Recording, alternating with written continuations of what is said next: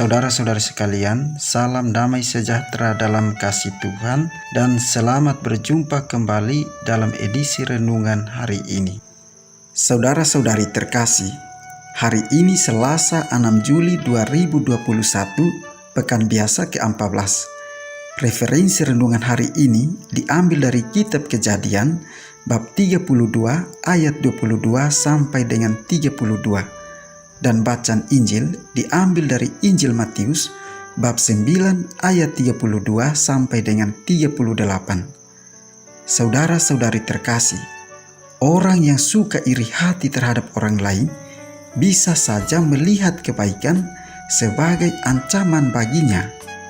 Dengan demikian, yang dilihat hanyalah kekurangan pada orang lain.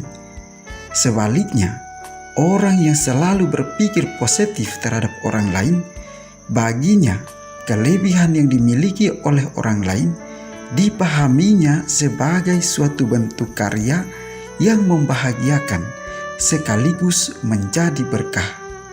Saudara-saudari terkasih, pernyataan di atas menjadi kalimat yang menggambarkan realitas kehidupan manusia saat ini. Banyak orang menyebut bahwa ia adalah anak Tuhan, namun masih belum mengenal Kristus dengan baik. Realitas ini sama dengan apa yang dialami oleh orang-orang Israel ketika melihat Yesus menyembuhkan orang yang kerasukan setan. Kendati Yesus telah ada di hadapan mereka dan telah mengadakan banyak mujizat, namun mereka masih saja meragukan Yesus. Akan tetapi, Yesus menjawab keraguan-raguan yang muncul dalam hati umat Israel dengan kekuatan hatinya. Hal itu dilukiskan dengan jelas dalam bacaan Injil, di mana Yesus tergerak hati untuk menolong umat Israel. Yesus melihat bahwa umat Israel bagaikan domba yang tak bergembala. Maka Yesus hadir di tengah-tengah mereka sebagai gembala yang akan membawa mereka menuju kepada Allah. Saudara-saudari terkasih, di tengah-tengah mereka, Yesus tidak hanya mewartakan Injil, tetapi juga menyembuhkan mereka yang sakit dan kerasukan setan. Yesus menunjukkan bahwa kehadirannya menjadi bukti bahwa Allah tak akan meninggalkan umatnya.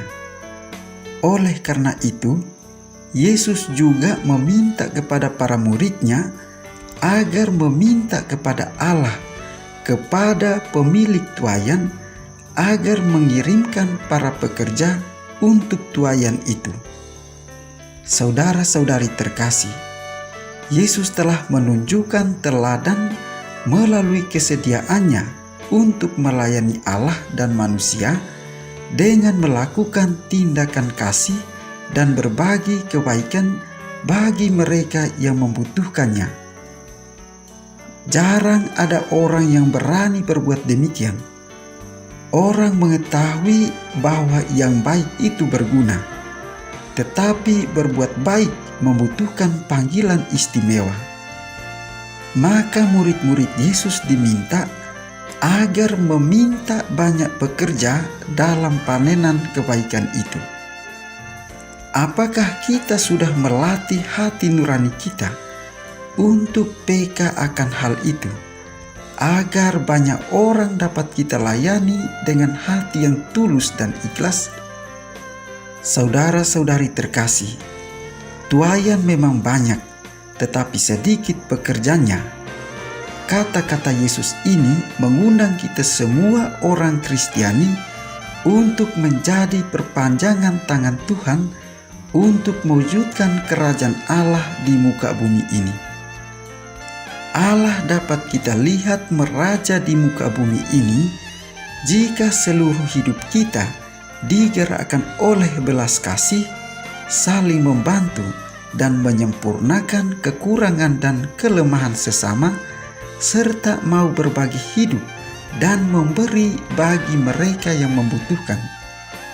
Ketika semua ini terwujud, maka kerajaan Allah itu bukan lagi sebagai sesuatu yang utopis atau di awang-awang.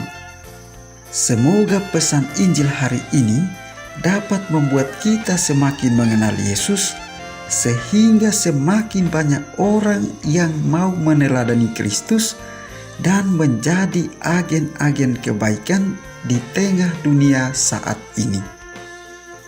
Kita pun berdoa kiranya Tuhan senantiasa memberkati kita.